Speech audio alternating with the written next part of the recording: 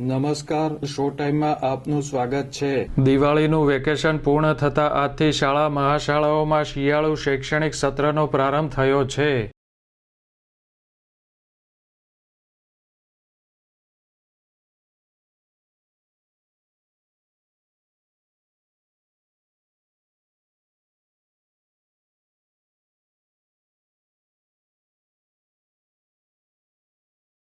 ભાવનગર શહેર અને જિલ્લાની પ્રાથમિક અને માધ્યમિક શાળાઓમાં આજથી નવા શૈક્ષણિક સત્રનો પ્રારંભ થયો છે।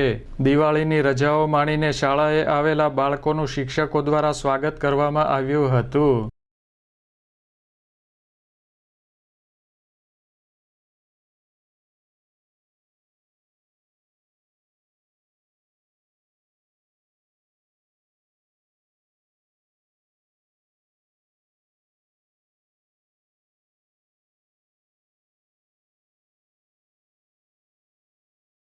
એકવીસ દિવસની રજા બાદ શાળાઓ શરૂ થતાં બાળકો ઉત્સાહભેર શાળાએ પહોંચ્યા હતા।